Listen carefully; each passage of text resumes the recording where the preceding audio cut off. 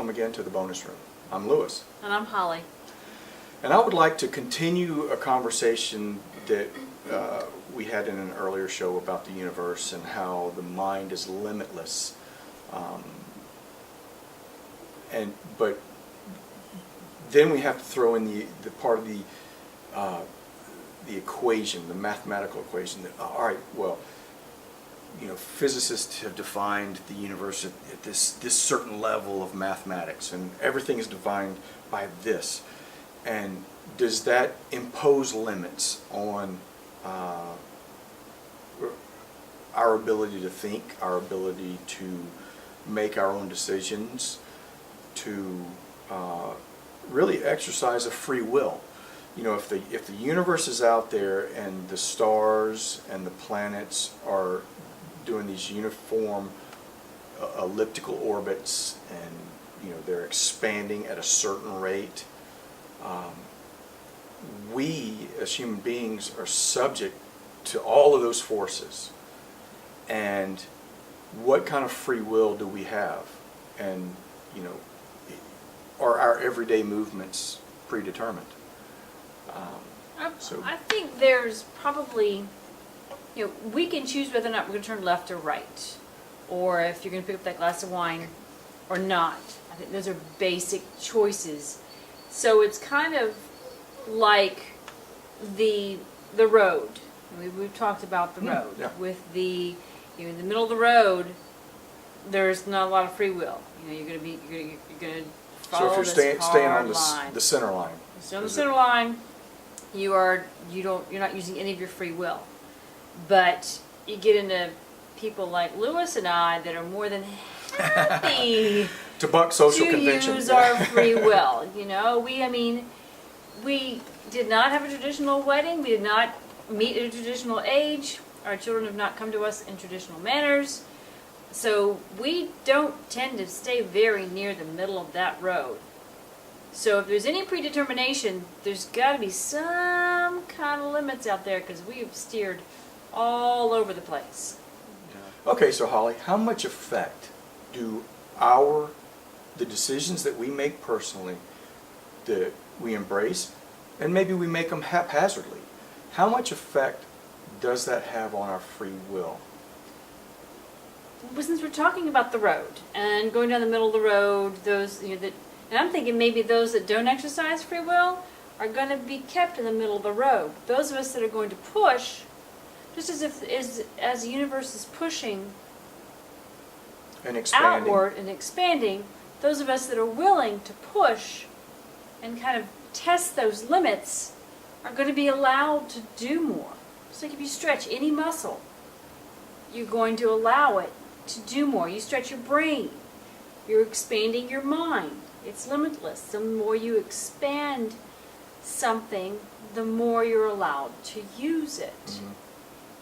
I'll throw that at I you. like that. I like that a lot. I know that there's a mathematical equation. I keep going back to these damn mathematical equations, but the Hubble flow is the equation that measures the expansion of the universe. So if you and I are making that decision within the constraints, are the constraints within the universe that are measured by the Hubble flow, are those constraints then overlaid on top of our constraints? And it determines the width of that road, whether we can go from curb to curb or down the center line, or however. What is it? Does that make sense? Or Yeah, I think, yeah. can we go outside of that mathematical equation? We're physical flesh and blood. Yeah. The earth is physical, dirt, rock, gold, silver, all the minerals and everything that's boiling in earth and the center of earth. But if you believe that our minds are limitless, and you believe that our energies are eternal, then yes, we can go to the edge, but I don't know if we can go past. Yeah, but can we stretch that edge? Yes. We can Why stretch can't the we edge. stretch the edge? Okay, so we can stretch Because aren't we the the edge universe? of the... Yeah. Isn't our energy the universe? So why aren't we Why, who are we to say that the expansion of the universe is not the expansion of all of those that have lived before us, pushing their energy out and out and out and out, and we'll be the ones Yeah, pushing on the edge. that's for sure. We'll be out there leading the way, that's for sure. Yeah.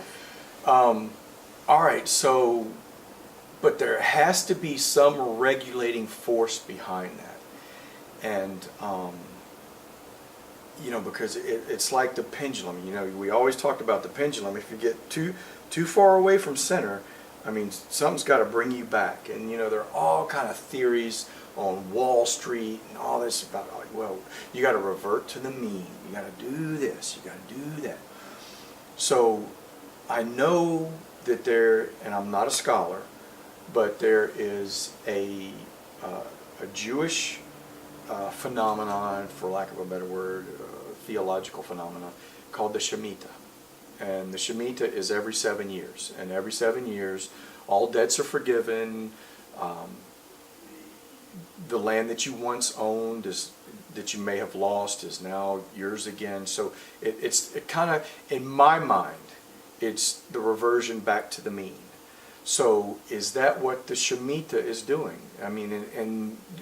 And it's on topic right now because we are living in the middle of a Shemita that is due to come to fruition in September of this year. So as someone who is trying to expand his mind to all the forces, not only of the earth but in the universe and all the teachings, I'm trying to understand this, and I'm a little excited to see what happens, because the Shemita has been in the news a lot lately, and I know So you're going what? to say something.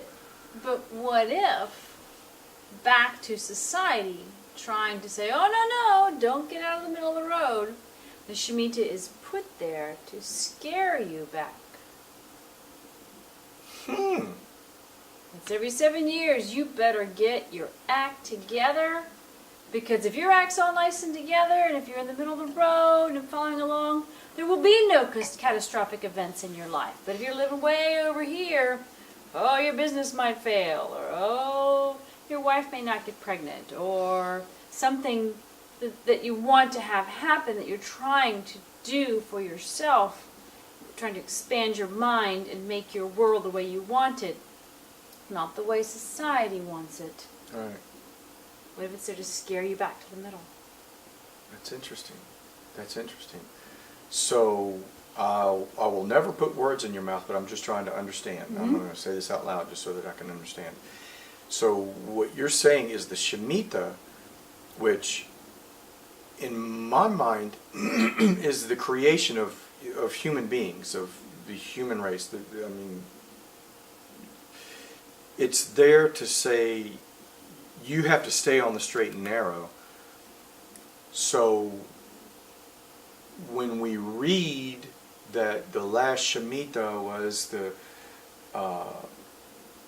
big financial crisis of 2008, Yeah. that's, and I don't want to put words in your mouth, but that's a creation of mankind saying, stay along the center. Interesting. Maybe so. Interesting. Maybe so. Very interesting. I'm going to have to digest that. Yeah. Oh, well, And I'm going to have to ruminate over that. and we're running out of time Yeah. again. Okay. Well, thank you, Sorry, Holly. I'm the timekeeper. Yeah. Please join us next time in the bonus room. Yes, and keep talking.